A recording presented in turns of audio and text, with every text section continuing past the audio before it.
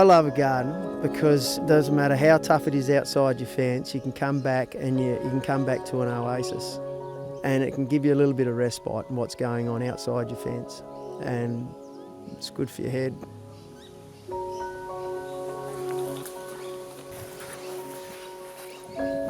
My name is Brendan Cullen and I live on Cars Station, which is 60 kilometres southeast of Broken Hill. I've spent my whole life in Broken Hill.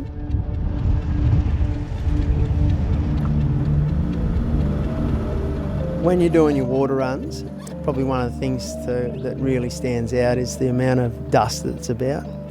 And you know, the dust plumes up behind the vehicle.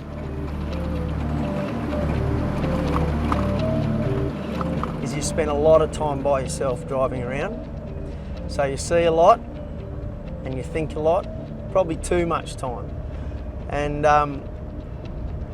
you do sometimes you know, wish or pray for rain, and I think at times we've got together as a community and you know, had a couple of rain dances, and they've never actually answered our request though, next day. I do look at the 7-day forecast, but once I see it, I don't want to look beyond that. I'll most certainly not look at the 28-day forecast, because, I mean, why? I mean, it just gives you anxiety levels. I mean, that goes through the roof. I mean, why torment yourself with it? It's a tough gig. It's a real tough gig. And you know, you talk about resilience. Well, you'll see some pretty resilient people come out of this. And if you weren't now, well, you certainly will at the end of it.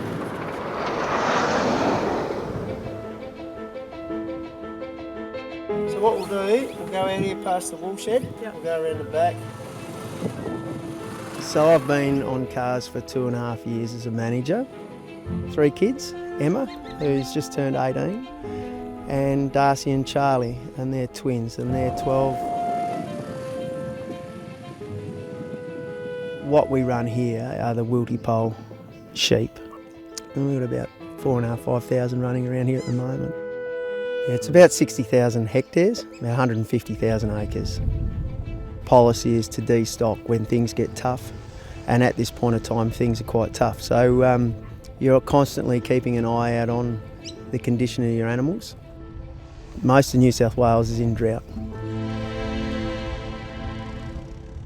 It's a bit of a beast really, it attacks you from all angles. So the drought will affect your animals, it'll affect your household, you know, your mental health, and that's for the whole family.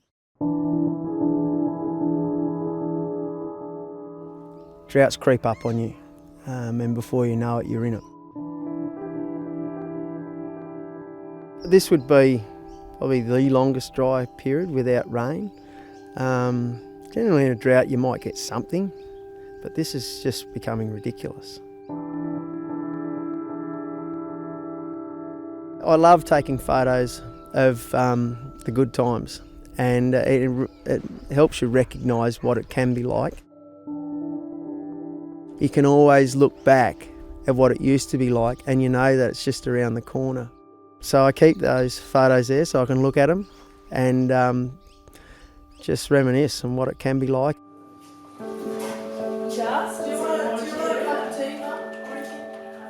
Jacinta, my wife, we've known each other since we were about 14, 15. One of the best things I've been able to do, Jacinta and I have been able to do, is to be able to bring our kids up in the bush. And it's a great grounding for kids. They might see some horrible things along the way, but they become very level-headed. They're able to deal with some very ordinary situations because they see a lot. So what we'll do is we'll work between the power line and the fence. Yeah. All right, so you and Charlie go that way. When we come home, we often help Dad. I'm at a boarding school, so I come back to it and I notice things change, and I come back and things are changing and it's getting drier. So this morning we went out and we went and mustered the sheep. Mustering is just basically when you get all your your stock into a mob, and you're putting them from one paddock to another. And the drought's made us destock. We started off with cattle, and we've got none anymore because we just can't keep up with the feed.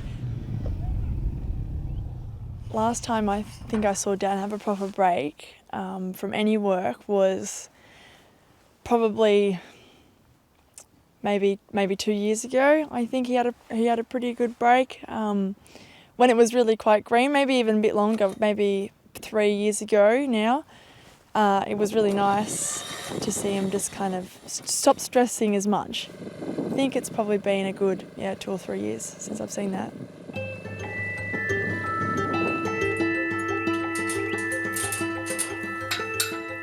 When we're going through a drought and it starts raining, the biggest celebrations go off. Everybody relaxes.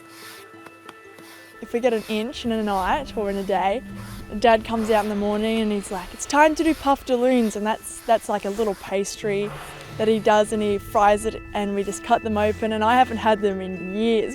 Hot, fresh pastries for breakfast, and it's the best.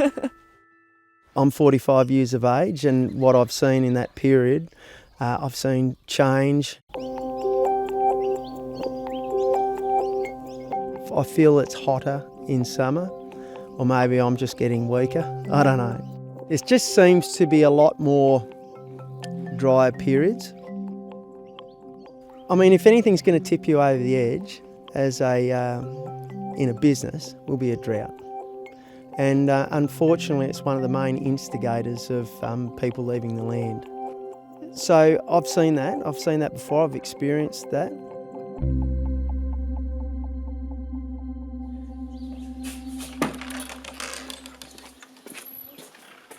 The garden, I think, is just crucial. It's just that piece of tranquility to come back to when, you've had a hard day. This drought, it's just so, it's such a severe one. It's not just water, it's not just feed, it's everything. It's just incredibly dry. I see it with my own husband. I see the pressures of the drought, and I see it with my friends. It's really disheartening hearing them and their stories too, going through hardships, and we're just not socially, we just don't catch up as much as we normally would because people are too busy feeding, and you just can't get away. And like just the weekend gone, there was a heap of us planned to get together, and it didn't happen because water problems, feeding problems. It does socially. It's really hard. I suffered from depression, and I didn't realise I was suffering from it. And I suppose what brought it on was just tough periods, work.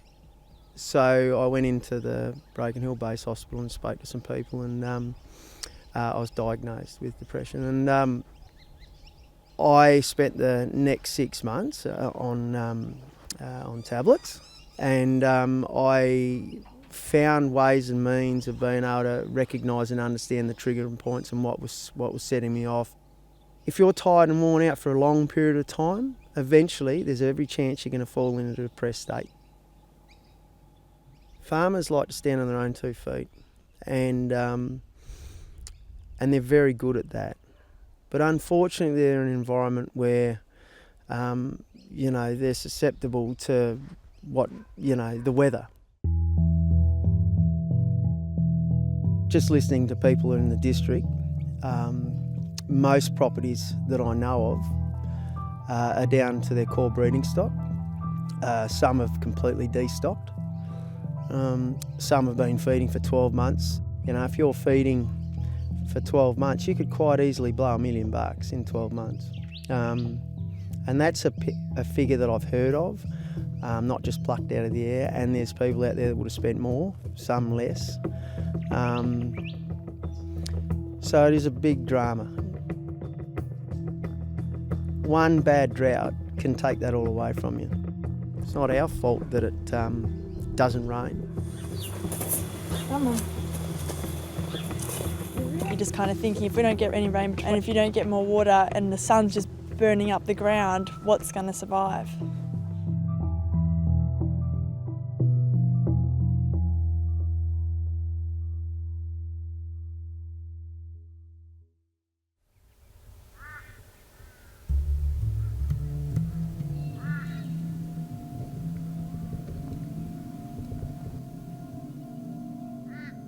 At the peak of the drought,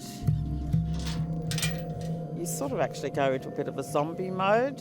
It's pretty well the same thing every day. You get up knowing that your job today is going to be keeping cattle alive.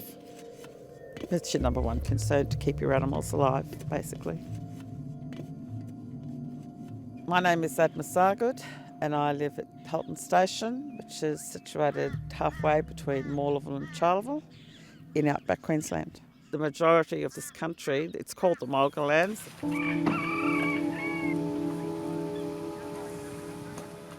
Yes, I believe I am resilient. Probably a bit like my husband, perhaps I've got it off him. Just keep going. Been married for 30 years. He is probably one of the toughest men I know. Probably a little bit arrogant at times, but probably one of the hardest workers I've known. And yet very caring, very soft, very soft person, especially with animals. Hates lazy people. Can't even see where that break was in that calf sled. No. You have seen it? No, he's Looks really totally good. fixed now. Yeah. We have 2 children, Mitch and Bonnie. Adma? Oh, actually, I met Adma in a drought. Yes, yeah. She's sort of always in a drought. My whole life's revolved around droughts, isn't it? Or going in or out of a drought. We'll just get any bottle, really, doesn't matter. I'll just put a teat in it. So, yeah, we met, and she's very kind and loving towards animals. I love the fact that I don't need an alarm clock to get up in the morning. I give it up because I want to get up, and I go and get a bit of therapy off me magpies and butcher birds in the morning while I have a coffee and start the day. Oi, don't be so cheeky. Where's your mate gone? He's had enough, has he? One thing about them birds, they're always happy, eh? If I had to describe my job as a cattle farmer, it would take a long time. You know, you're a cook, you're a cleaner, you're a vet, a gardener, you're a bookkeeper, you're a lawyer, you're an accountant. It's an extremely varied job. There's not one word to describe it, really.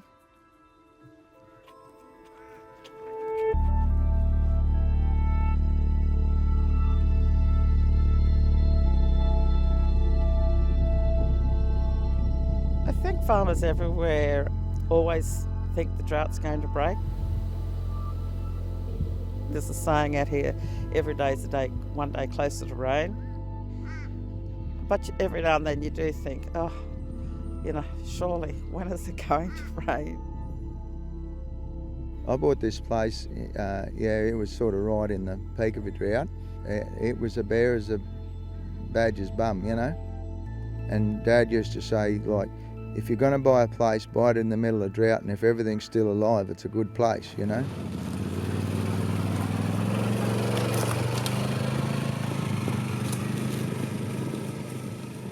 I've learned everything from Dad. He's taught me everything I know, so he's a pretty smart man. There's not much he can't do. So my dad flies a gyrocopter. They're sort of a bit of a half-breed. They're in between a plane and a helicopter and in between a bit of everything, but it's a lot easier to see everything from the sky. One thing he has taught me about drought is it'll rain. So just go again tomorrow, go again the next day, and go again the next day, and it will eventually, as much as sometimes it mightn't seem like it and you don't want to get out of bed, it does eventually rain. It's a big gamble for a young person to want to be on the land these days. Having drought is a part of being in Australia, you know. When I want a feel-good story, I get old Frank over for a cup of tea and say hello. So what was a bad period for you, Frank? You know, what was the toughest time you went through? And he goes, oh, yeah, 40s to the 50s wasn't good, Scotty. He said we had a world war and a depression and 10 years of drought. And I'm like, Oh, well, we're not going too bad. We only got the drought.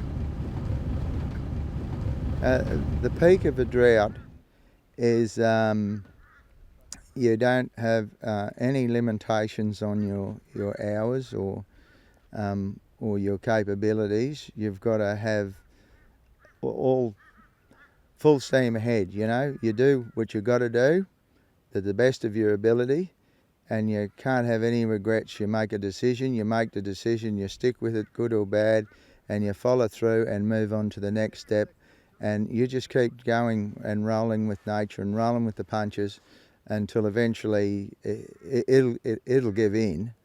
You can't give in because it always does end, you know. Always has done, always will. You can't take a break during drought.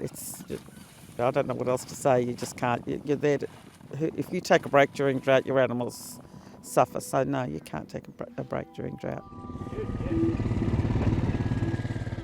This is the hospital paddock, and this is where all they're drought victims really. All the drought victims that can't fend for or not able to fend for themselves for some apparent reason come into this paddock here.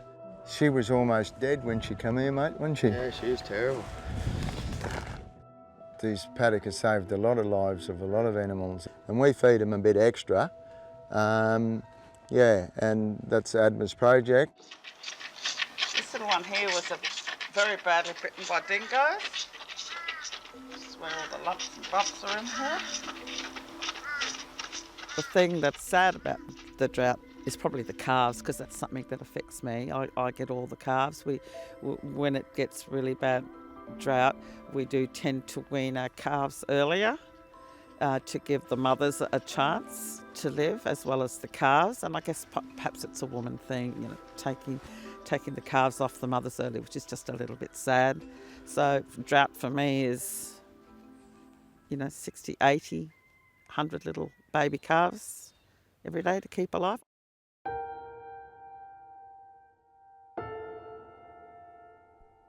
It's not only our domestic stock that suffer, it's certainly also the wildlife, and we care for them as well. And I can remember one time I came across a number of kangaroos that had actually made it into the trough and had obviously been standing there for 3 or 4 days. And there was no grass, absolutely no grass. And they were going to die. They were at the point where they just couldn't move anymore. And so I had to end their suffering, which really wasn't much fun, considering I didn't have a gun. But there's, you just have to do that. I was actually physically sick afterwards, but if I hadn't done it, I wouldn't have slept. To this day, I wouldn't have slept.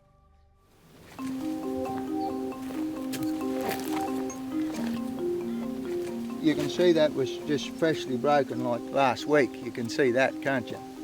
So the cattle have pushed that over themselves. They've broken that off. They've broken it down to get to the leaves on it. Then that's when you know that they need more. If we don't look after our land, our cows won't survive, and then we won't have any money. Our lives are all about nature, animals, wild, land, grass, water, soil. Mitch works here with us, thank goodness. He quite often will drive the bulldozer to feed the cattle, and in order to do that, he goes and finds patches of mulga and pushes the trees over with the dozer.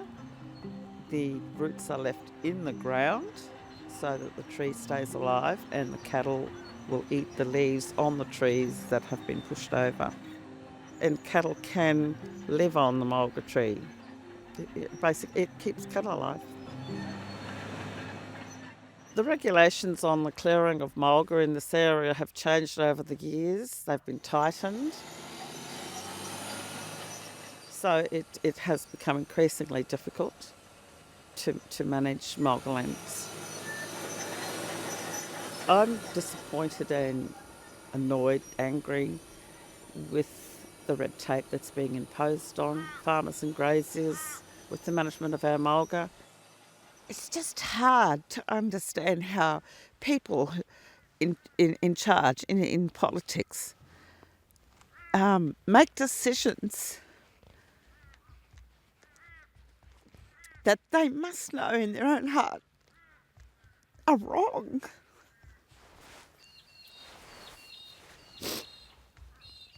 Oh, sorry, I just wasn't going to do that. My fears of our livelihood is under threat by the state government, without a doubt. Big fearful thing, but they've been there for that long, and then so they come in, and then all the locals, they've got like these big. We always had this dream of living this life. It's far better than what we ever imagined it to be. Grab a seat there, boys. Yeah, the password. What do you want? You know I'm the food man, don't you? Eh? The drought won't beat us. I feel very sorry for the farmers in other states. We're incredibly lucky here in the Mulga lands because we have a resource that will get us through years and years and years of drought. You know, these people in New South Wales, they're just desperate. They have nothing. Well, if you've got cattle alive, there is hope. There's always hope. Just really have to keep your cattle alive, otherwise there's no tomorrow, really.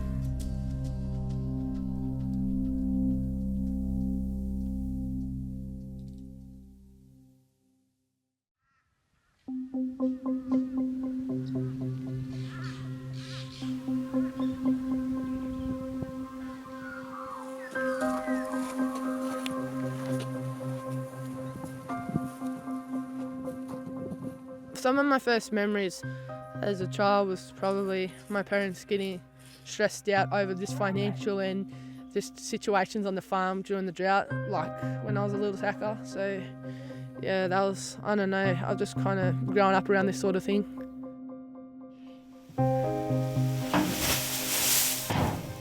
My name's Zara King, I'm 16 years old and I'm from Tullibigeal, New South Wales. Oh God, here they all come. Tullibigeal's a small town, has about maybe 250 people around the area. Can you go any faster? My school I go to has about 40 kids from kinder to year 12. There's no year 12s this year, so we're the oldest. And then there's my little sister Juliet. You can see how skinny they are.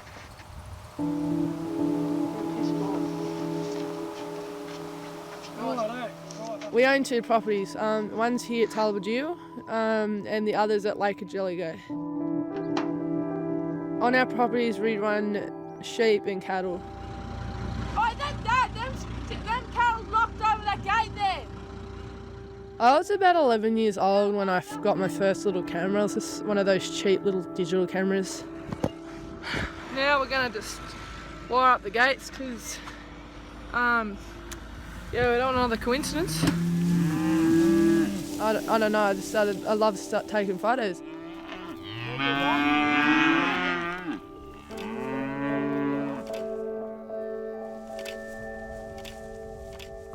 I asked for a drone for Christmas this year.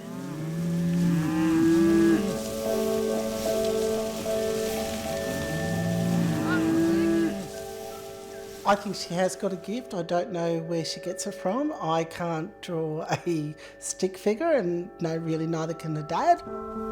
I'm just going to photograph the world around me as the drought does this thing, I guess.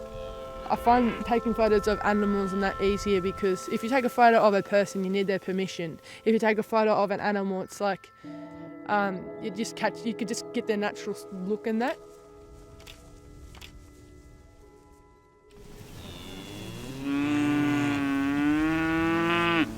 We've been hand feeding the stock for about 6 months now.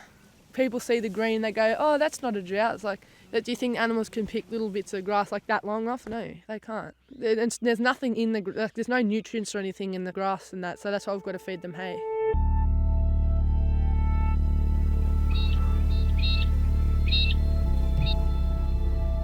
In the last 2 months, we've probably lost about 25 head of stock.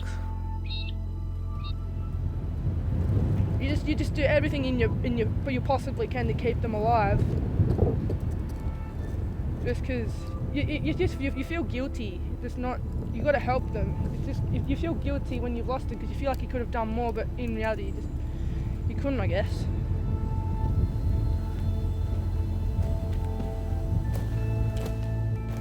We're nearly out of hay. We used to have about 500 bales. Now we're down to about 30. When we have to start buying hay soon, it's going to cost so much money. My dad's really full on all the time. He's my pop's full-time carer, and he's also got the farm to manage, so he's doing two things at once.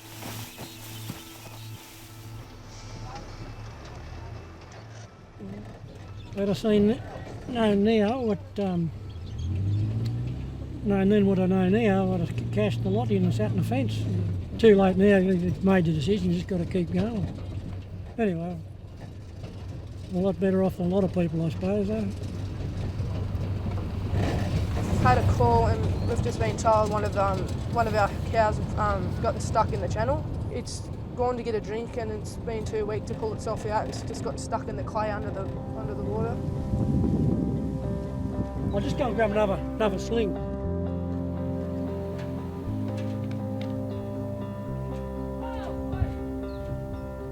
Should I put that in or should I? Yeah, put them in. She doesn't like that. I don't know, girl, that'll help you up. So this will help boost it.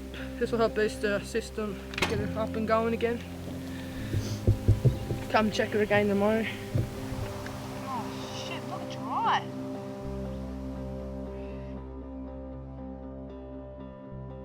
How I would describe drought is heartbreaking on many levels.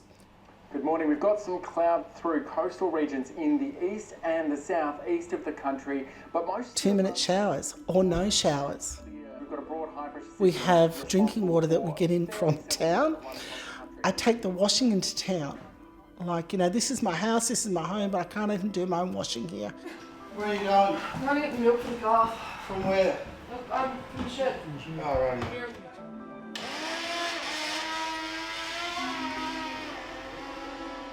It's also impacted on the children because Zara's the one who's here. Zara needs to get up before school and go and help her dad to load stuff. There's been a couple of times when they've been caught down the paddock and she hasn't got to school till 10 o'clock. The school is okay with that. I have not been, and I've had to, I guess, I'm going to sound like a bitch, but I've had to say to Graham, her education comes first.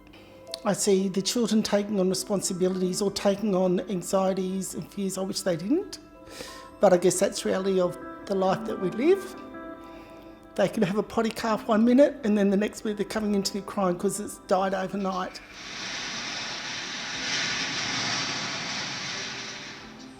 My husband's very passionate about being kind to the animals. We don't have guns on this place and I refuse to have them. It's like Groundhog Day, to the point of you get sick of talking to each other when you have the 5 minutes to talk to each other. Because really, I know it's bad on the farm, but I don't want to hear that. At the moment, there's not a lot else to talk about. There's no fun times, there's no good times together. It's hard. I look at Sarah, who's come home in the midst of all this, and she's like she's like a breath of fresh air, and what she's capturing and everything else, she's like, hey, it's going to be okay. And I think, yeah, I don't know if it is this time around.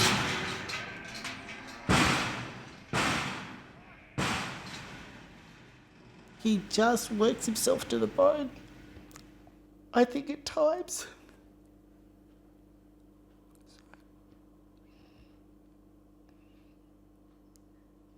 At times I've said I just think he should give up.